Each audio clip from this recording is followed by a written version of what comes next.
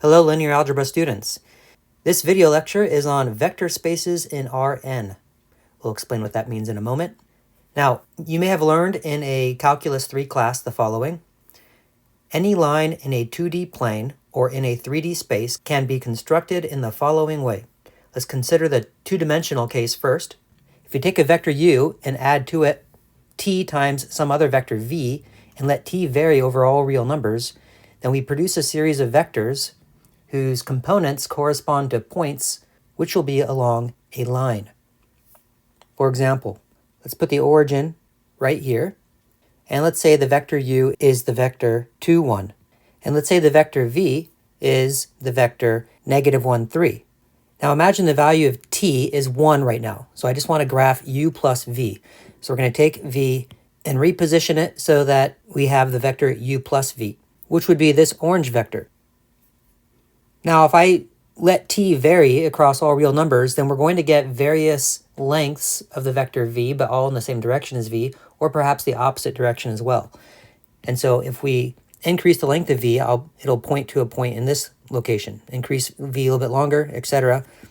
Shorten v, you'll get these points. Let v be 0, you get there.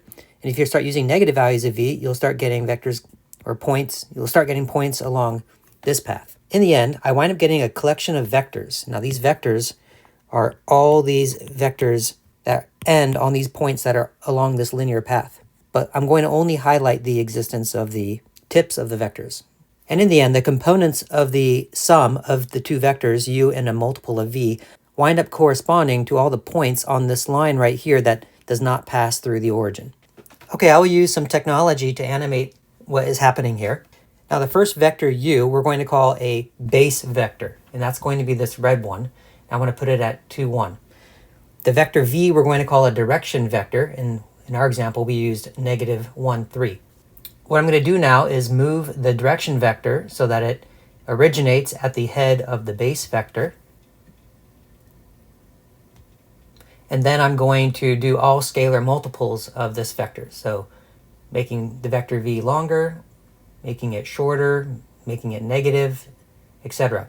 And all these points that we're getting are going to be points that fall along a line that does not pass through the origin. Now keep in mind that the vectors that are the results of the sum are not currently visible. They just terminate where that green point is. To make them visible, I do this. These blue vectors are the actual vectors in this set, but their components correspond to points that lie along a certain line, that line being this line right here. But let's focus on just where the heads of these vectors are, and we have a line not through the origin. Okay, back to our notes. Any line in a 3D space can also be constructed in the same way, by beginning with a base vector and adding any multiple of a direction vector. Now it's a little bit harder to draw in 3D. Let's go with a red base vector, and then some sort of green direction vector. And then we reposition it so the green direction vector originates where the base vector ends. And then you do all multiples of that green vector, and you wind up producing a line that travels in the same direction as the green vector, but goes both directions along that path. And you get a line in 3 space. Let's see what this looks like using technology so we can rotate the image around a little bit. Here I'm using a Algebra 3D as my tool, and I've already typed in everything I need to type in to make the visuals happen. This lesson will not focus on how to do the programming involved here. I will reveal a base vector, reveal a direction vector, and then imagine that direction vector being tacked on to the end of the base vector, and then allowing any multiple of the direction vector, so forwards and backwards, and it'll produce this line you see right here. So you'll notice that the black line has the same direction as the green vector. They're always parallel to each other. And once again, we get, in this case, a line that is not passing through the origin. And once again, I want to emphasize that the vectors that we should be thinking about are vectors that originate at the origin but end on this line. So all of these vectors that begin at the origin and end on the line are the vectors that are in this set. Okay, back to our notes. Now, any plane in 3D space can be constructed in the following way. So we have u, this will once again be called a base vector, and then we're going to have two different direction vectors, and you want v and w to not be multiples of each other because you want them to be pointing in different directions. And then we're going to have two different scale factors, s and t. S in front of the first direction vector and t in front of the other direction vector. And so once again, we'll begin with some sort of base vector, u, and then we're going to have two different vectors pointing in potentially different directions, and I'll tack them onto the ends of the vector u. And then when you do any multiple of w plus any multiple of v, you're actually going to get all points that lie in a plane that contains u and v. But then that plane will be offset from the origin according to the base vector, sort of pushes it out from the origin. So imagine a plane containing the vectors v and w in this image. All right, let's go to technology and see what this looks like so we can rotate it around. So here's our base vector, here's one of our direction vectors, and then here's a second direction vector. Now, if I ignore the red vector and only add all multiples of the blue vector with the green vector, then I get this plane that you see right here. Notice that the blue and the green vector are contained in it. Every single point on this plane corresponds to some components of a vector that can be obtained by doing some multiple of the blue plus some multiple of the green.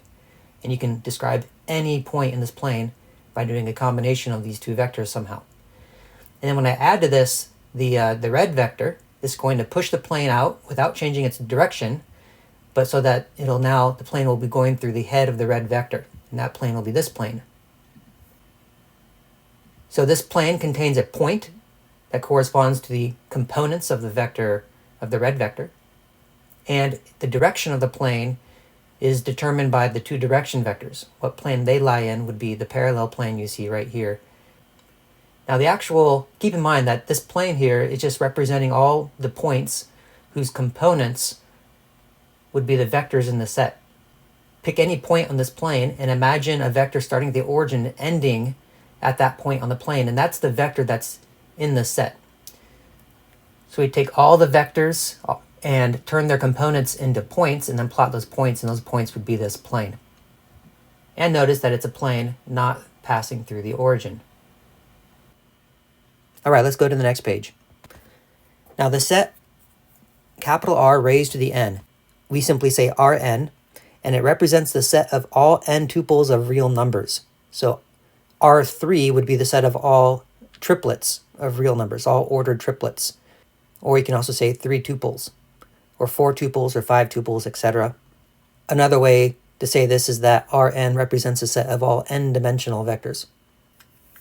Now, a set of vectors V, which is a subset of Rn, is called a vector space if it meets the following conditions. First condition is that there has to be what's called closure under vector addition, meaning that if u and v are two arbitrary vectors from the set V, then u plus v needs to be in V as well. Then we say that the set capital V is closed under vector addition. And the second condition is called closure under scalar multiplication. If you take any vector u in the set capital V, then k times u will also be in capital V for all real scalars k. So you can scale a vector in V by any real number you want, and if the resultant vector is still in the set capital V, and then we say V is closed under scalar multiplication. So a set of vectors, if it's closed under vector addition and closed under scalar multiplication, then we call this a vector space. Now notice to be closed under scalar multiplication, k times u has to be in V no matter what real number k we use, including k equals 0. So if you scale any vector by 0, you should get the 0 vector. And this suggests that to be closed under scalar multiplication, the 0 vector will have to be part of that set. Now determine whether each set of vectors in R2 forms a vector space. And we have 4 different examples here. Let's look at the first one. All vectors of the form t, 2t plus 1, where t is a real number. Now to show that a set is not closed under vector addition, we just need to find 2 vectors that are in the set that when added together, you get a vector out of the set. Same thing is true to show that a set is not closed under scalar multiplication is to find some vector in the set and some scale factor such that when you scale the vector, the result is not in the set. So in this first case, we're asked to consider all vectors of the form t comma 2t plus 1, where t varies across the real numbers. Let's just pick two vectors on here for two different choices of t. Let t be 0, for example, and this would produce the vector 0, 1. Let t be 1. This would produce the vector 1, 3. Let's call this u and v. Both of these vectors are in this set. But what happens when you add them together? U plus v will give me 1, 4. The question is this vector in the set as well? In other words, is there a choice of t that you can make that will lead to that vector? Well, the obvious answer is going to be no, because the only way to get this 1 right here would be to let this t be 1. But when you do that, you don't get 4 for the second component, right? In fact, we get the vector 1, 3, not the vector 1, 4. So we have found a vector that's not in this set, and we can call this set S, and we can say over here that this is not in S, whereas u and v were both in S. So this means it's not closed under vector addition. We're going to see that scalar multiplication is also a problem. For example, if I were to double vector u, this would give me the vector 0, 2. But this vector is not possible to construct by choosing a choice of t, because in order to get the first coordinate to be 0, you'd have to pick t to be 0, but that won't give you 2 over here. So this vector here is also not in S. So this set is also not closed under scalar multiplication. Therefore, this set will not be a vector space. Now visually, what's going on here? Let's take this vector and write it as a column vector. So t and then 2t plus 1 are the two components, and then decompose it by the variable parts and then the constant parts. I'll put the constant parts first. So 0, 1. 0 and 1 are the constants of both components, and then plus, and then factor the t out of the variable parts. That would leave a vector 1, 2. So I've decomposed this into a vector plus t times another vector. Well, this vector here, notice this is the structure to create a line through 2 space. And we have the base vector and we have the direction vector. So the base vector, let's go ahead and make this line by beginning with the origin somewhere. And I'm going to change my scale, so this is a little bit easier to see. So let's say every 2 blocks is 1 unit. So 0, 1. My direction vector is 1, 2. And I take my direction vector and originate it at the head of the base vector, and then imagine that green vector being lengthened, shortened, in reverse direction in all the different points that it would terminate at. And they would be points along this line. So the coordinates of every point on this line represent the components of every vector in this set. Okay, so the vectors that are actually in this set are the vectors that would connect the origin to this line. So all these blue vectors that start at the origin and end on the line, these are all vectors that are actually in the set. If we take any such 2 vectors and add them together, will their result still be in the set? So let's actually identify the u and the v that we found over here when t was 0 and 1. So u is just this vector here, which happens to be our base vector. And then when t was 1, we had the vector 1, 3, which is this vector. Now if I take the vector v and add it to the vector u, I get the following. But this takes me to a location that's not on the line. In fact, this takes me to 1, 4, the answer we got right here. So we know that the set is not closed under vector addition. Now let's confirm the scalar multiplication. Vector u is still on our screen, and if I double it, I get a result that does not terminate on the line. Therefore, 2u is not in the set, and 2u has coordinates 0, 2. Again, not on the line. So this set is not closed under scalar multiplication. Furthermore, an easy way to disqualify a set from being a vector space is ask yourself, is the 0 vector in that set? Well, notice that this line does not pass through the origin, and that vector is not in the set because the origin is not on the line. So as soon as you see that a set does not contain the 0 vector, you can automatically disqualify it from being a vector space because it's not closed under scalar multiplication. All right, let's focus on the next example. Let's call this S sub 1 to distinguish it from the prior set. And let's take the same approach we did last time. Let t be two different values, and this gives me two vectors. Notice the 0 vector is in the set. It occurs when t is 0. So this has a chance of being a vector space. Let me pick a third vector, that's a non-zero vector, by letting t be 2. And let's call these non-zero ones u and v. If you add them together, you get the vector 3, -9. And this is in the set, and so we're u and v. And because if t is 3, plugging 3 into here, you will produce this vector, 3, -9. It turns out, if you were to add any two vectors from the set, you're going to get a result that is still in the set. So this will be closed under vector addition. How about scalar multiplication? If you do any constant times this vector, and I'll keep it arbitrary, then that constant will distribute. And furthermore, you can describe your result this way, which is in the set because you just let time be tk. Scaling any vector in this set will result in a vector still in the set. Visually, let's see what's going on here. If I try to decompose this vector into a base and a direction vector, you'll notice that both components are multiples of t. So the base vector is the 0 vector, and then we have the scalar t times the direction vector 1, -3. So all this has is a direction vector. You don't need to bother writing the base vector. Let's put the origin right there, and let's go back to a 1 block is 1 unit. So the direction vector would be right 1, down 3. So now we just do all multiples of this vector. And that's going to wind up producing all points along this line. This is a line that does pass through the origin. And notice that if you were to take any two vectors on this line that originate at the origin and terminate on the line, and add those vectors together, you will still get a vector on the line.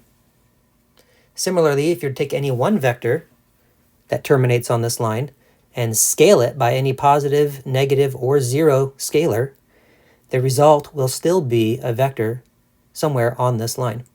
Thus, this set is closed under scalar multiplication. So we get to say that S1 is a vector space. Okay, let's look at the third example. All vectors of the form t squared. Pick any two vectors on here. Let's say 1, 1, just let t be 1. Now pick another vector on here, 2, 4, just let t be 2. Add these together. Let's call this u and v. And let's call this set S sub 2.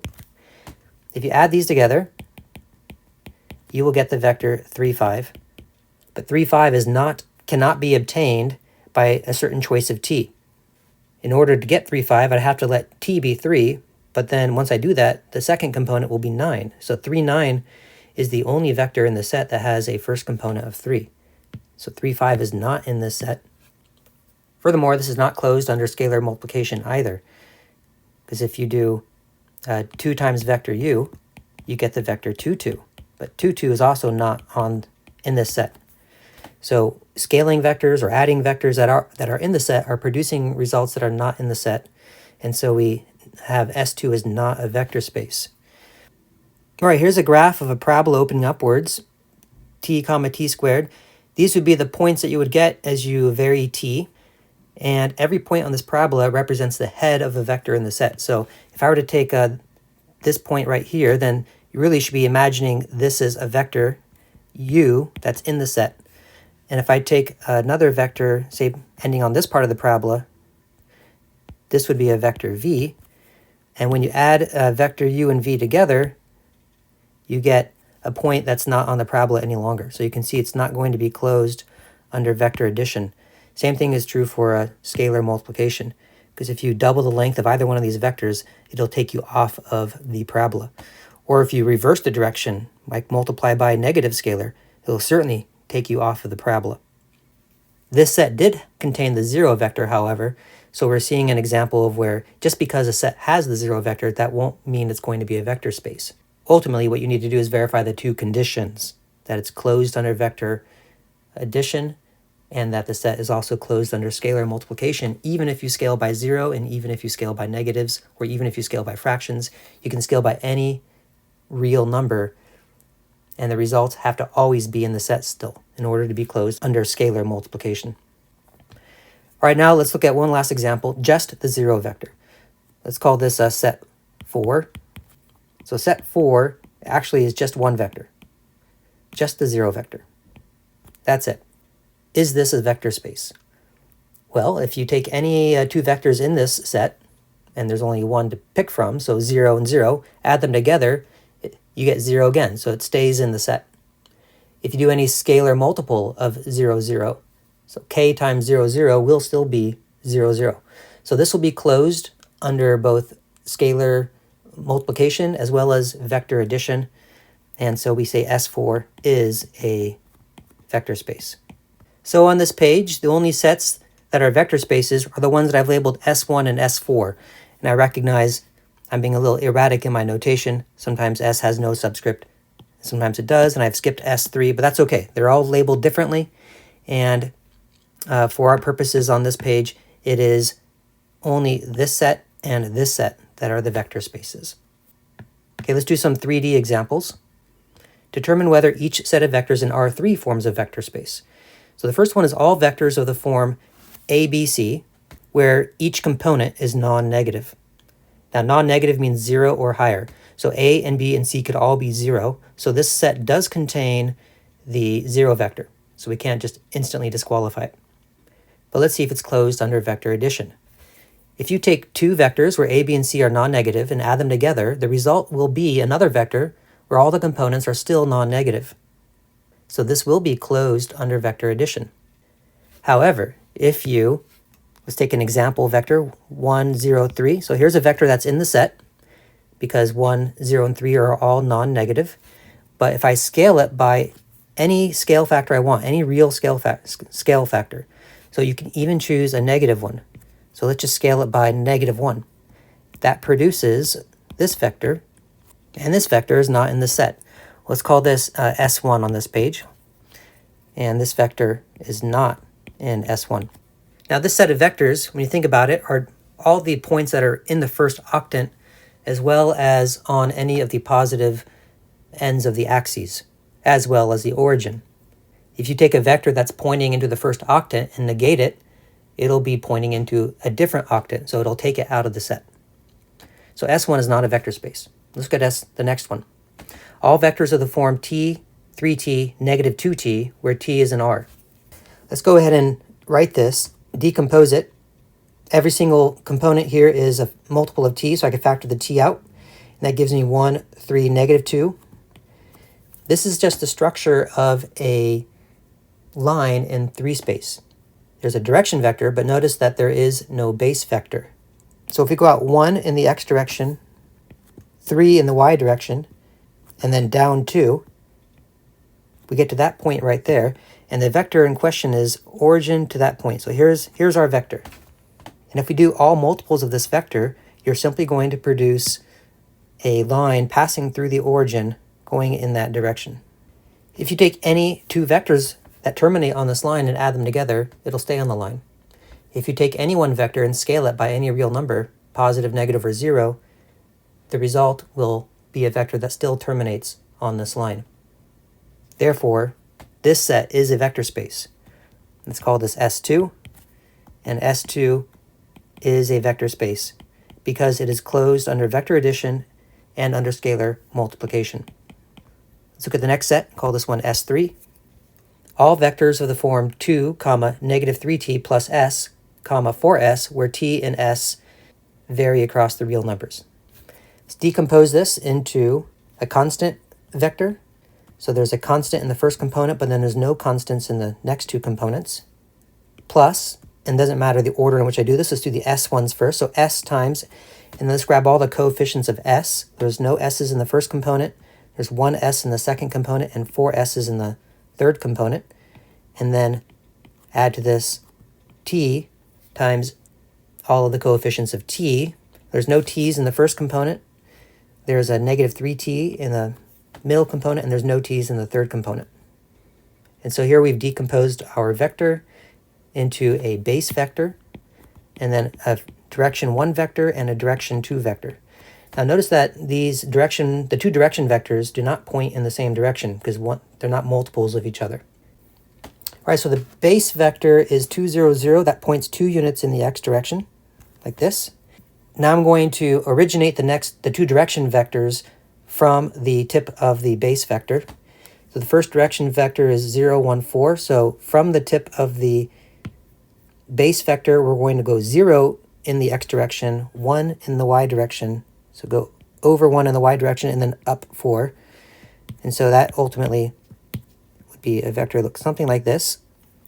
And then 0, negative 3, 0 is a vector that points negative 3 in the y direction, but put that at the tip of the base vector. And then imagine the plane containing the green and blue vectors, but that passes through the tip of the red base vector. This will be a plane not going through the origin. So imagine looking at that plane from the side, and then the origin is somewhere not on that plane. So two vectors on this that end on this plane, that terminate on the plane, would be vectors like this and this. But if you were to add them together, it would take you past the plane. So this set would not be closed under vector addition. Furthermore, if you scale one of these vectors, like the pink one, make it a little bit longer, scale it, it takes you past the plane. Therefore, it takes you out of the set S. So S3 is not a vector space. This one is not closed under vector addition, nor is it closed under scalar multiplication. And now let's talk about the last one, S4, all of R3. So all of R3 means every possible three-dimensional vector. So if you add any two three-dimensional vectors, you're going to get another possible three-dimensional vector. So it's certainly closed under vector addition. And if you scale any vector in 3 space, you're going to get another vector in 3 space. So it's also closed under scalar multiplication. Therefore, S4 is a vector space. All right, so stepping back and looking at this, the only two vector spaces were S2 and S4.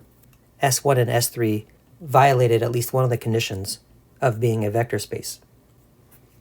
Okay, let's go to the next page. Now, the span of a set of vectors S is the set of all possible linear combinations of those vectors. So take a finite set of vectors and then do their span, and what that means is you're just going to do all possible linear combinations of the vectors in that finite set, and it's going to wind up producing an infinite set of vectors in general. Now, in the case where you're spanning only one vector, to say I'm doing all linear combinations of one vector simply means that we're going to be doing all multiples of this vector. So we let t be any possible real number, from negative infinity to infinity. That includes negatives, 0, positives, and even fractions and irrational numbers, all possible real numbers. And when you do all multiples of the vector 2, 1, let's begin at the origin. Let's do the vector 2, negative 1. So here's our vector. We do all multiples of that. It's going to wind up producing all points along this line. And this is a line through the origin. And this will be a vector space. All right, so next case, the span of two vectors. This means you do all linear combinations of these two vectors. And the letters that you use as your scalars don't matter. So I can also say something like, this is the set of all a times the first vector plus b times the second vector, where a and b can be any scalar. Notice that these happen to be the standard basis vectors. So I could write I and j vector. And when you put these together, it really just makes all vectors of this form where a and b are any real number. When you think of it this way, this just is simply describing all of R2. Visually, we have the origin, we have the vector 1, 0, which points to the right, and the vector 0, 1, which points up. And when you do any linear combination of these vectors, you wind up getting every single possible point in R2. For example, if I wanted to arrive at this location right here, then I would do negative 2 of the first vector and negative 3 of the second vector. And every single point in this plane we can arrive at by doing some linear combination of these two standard basis vectors. So in this case, the span is equal to all of R2. Or you can just write just a regular capital R, R2. Whereas over here, we had a line through the origin. Now, all of R2 is also a vector space because it's closed under vector addition and closed under scalar multiplication. Let's look at that third example, span of 2, 2, and 1, negative 1. So the first vector, let's pick our origin. This 2, 2 is the vector that points right here. And 1, negative 1 is a vector that points down in this direction. So the span of this is going to be the set of all linear combinations. I'll use x this time as my scalar. So x times 2, 2, plus y times 1, negative 1, where x and y are any real number. So you could push this together into 2x plus y is the first component, and 2x minus y is the second component, and let x and y vary. Now, because these two direction vectors do not point in the same direction, it's possible to use linear combinations of them to arrive at any point that you want. For example, let's say I wanted to arrive at this point right here. Well, I would simply have to do some sort of a negative multiple of the 2, 2 vector, so something like this, and then some negative multiple of the 1, negative 1 vector, and I can arrive at any point.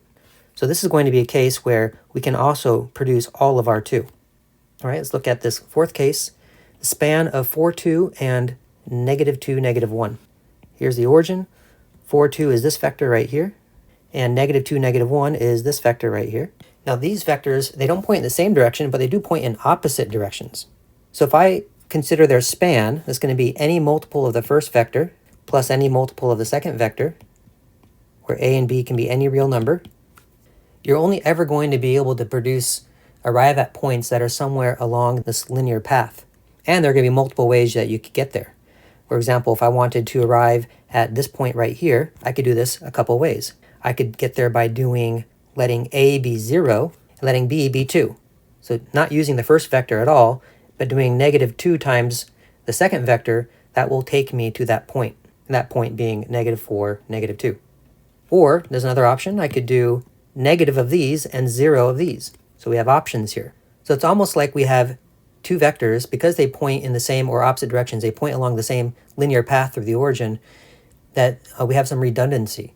We only really need one of them to cover this space. We don't need both. So we could say this is equal to the span of just one of these vectors, or the other. Or really, you could say it's equal to the span of any multiple or any combination of them as well. So we could say it's the span of the vector negative 6, negative 3. You take any vector that points along this path, either to the right or to the left, and do the span, you're going to produce the same line. All of these spans equal the same line through the origin. Taking a step back, you'll notice I could have done something similar with this span right here. I could have picked any vector that would terminate somewhere along that line and then span it, and it would still produce that same line. So there's lots of different vectors that I could begin with, do their span, and produce the same end result, the same end collection of vectors. We're also seeing with the second and third case, to produce R2, we could span a variety of collections of vectors. In order to produce R2, we had to span at least two vectors, and the two vectors had to point in different directions and not just opposite, like we saw in case 3. When vectors point in different but opposite directions, then their span will just be a line, and only one of those vectors was actually needed in the span. Note that the span of a set of vectors will be a vector space. All of these examples in the end produced a vector space. And in 2 dimensions, we have vector spaces.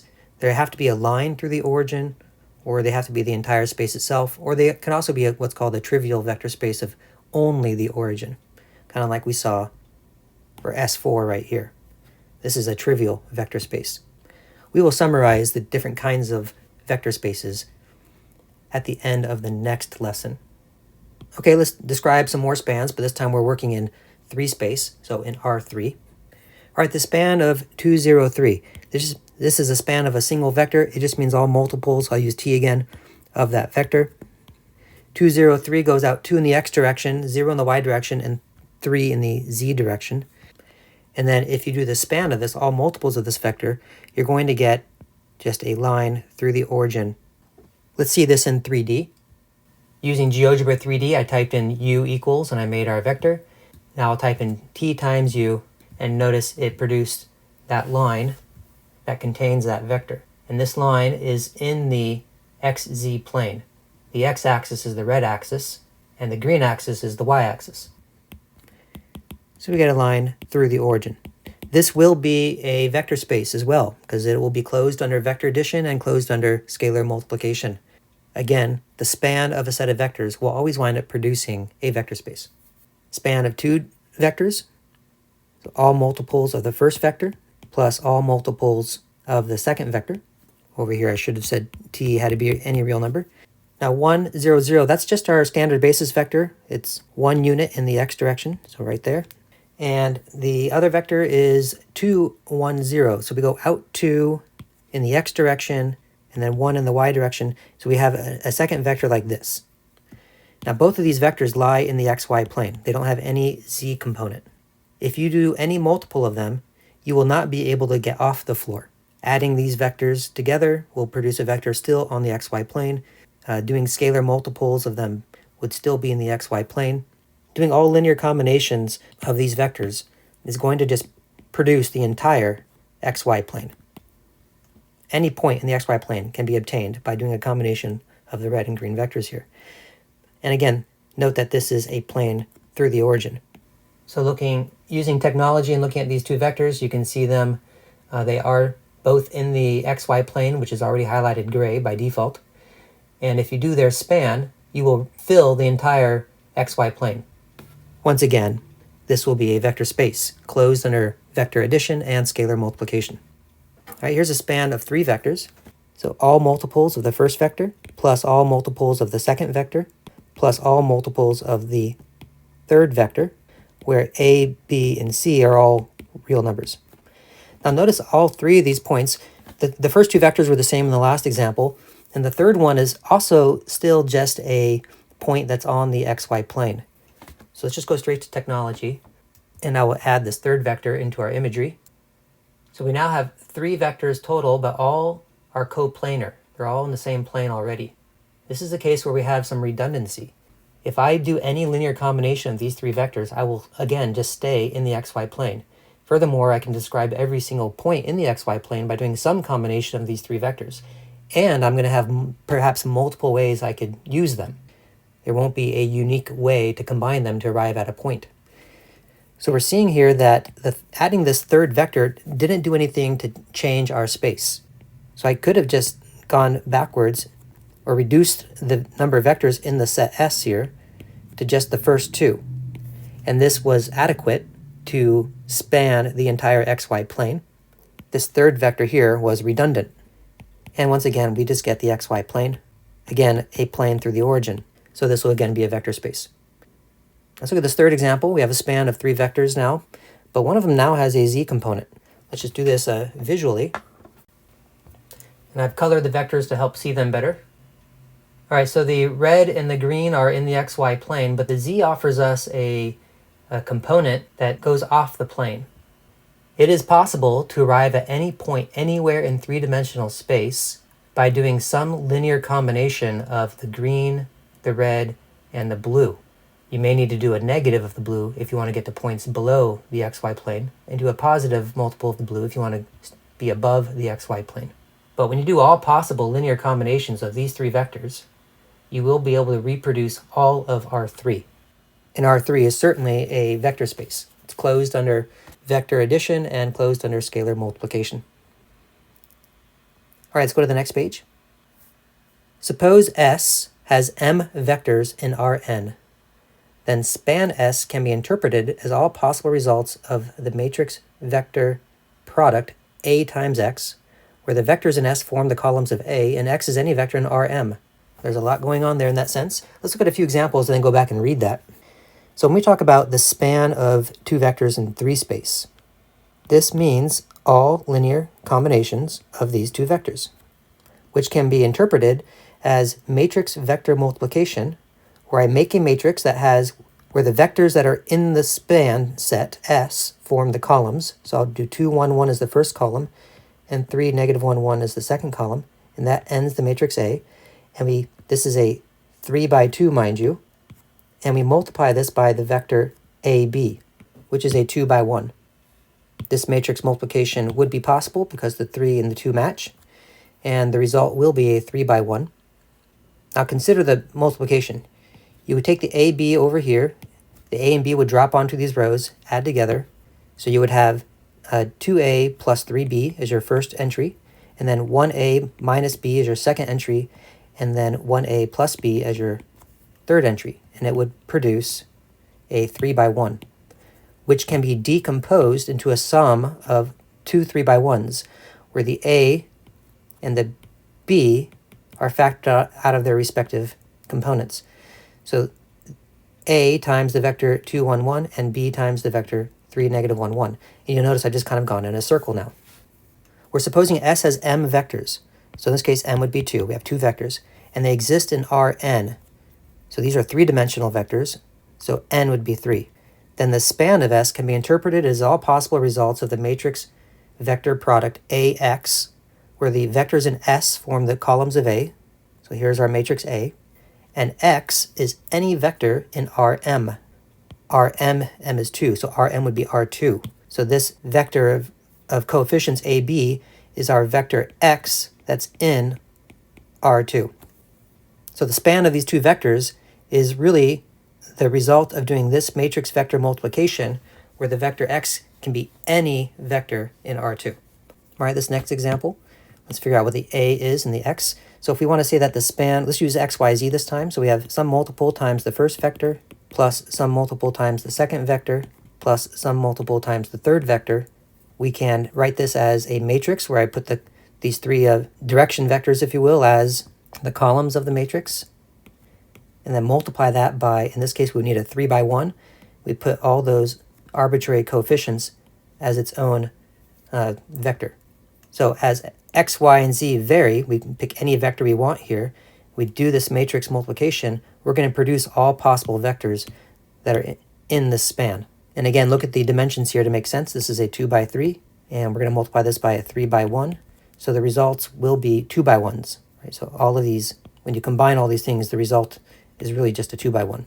In third case, we're finally seeing something that's more than 3-dimensional. We have some 4-dimensional vectors here, and there's 3 of them. Let's just go straight to our matrix vector product. So just put these vectors as columns of a matrix, and they were 3 columns, so we need to multiply this by a 3 by 1. Let's go with x1, x2, x3 as my 3 coefficients. And this product, where x1, x2, x3 vary across all real numbers, will produce all possible vectors in this span. Again, be mindful of the dimensions. If you take linear combinations of 4 by 1 vectors, then the results will be 4 by 1. This matrix is a 4 by 3, and we're multiplying that by a 3 by 1. And so, yes, this will yield 4 by 1 results, hence being in R4. Okay, and the last page. Determine whether the vector 1, negative 1, 3 is in the indicated span. Well, if yes, then there exists, we'll use A and B in real numbers, such that we can do a linear combination of these two vectors in the span to produce the desired vector. So such that A times the first vector plus B times the second vector equals the desired vector. What we do is we simply just turn this into a matrix equation, and then we can solve that using any of the methods that we've learned how to solve matrix equations, such as an augmented matrix, Cramer's rule if appropriate, inverse matrices if appropriate, LU factorizations, all these different tools that we have to solve this system, to determine whether it's consistent, inconsistent, has a unique solution, or infinitely many, etc. So I'm going to convert this into a matrix statement. So the two vectors in the span become their own matrix. We multiply by the vector AB and set this equal to the vector 1, negative 1, 3. We're trying to solve this equation for AB. Well, let's go with the route of an augmented matrix. And then for time's sake, I will simply use technology to reduce this. Okay, so this reduced to a 3 by 3 identity looking matrix, but keep in mind this was an augmented matrix, so there's actually an equal sign right here.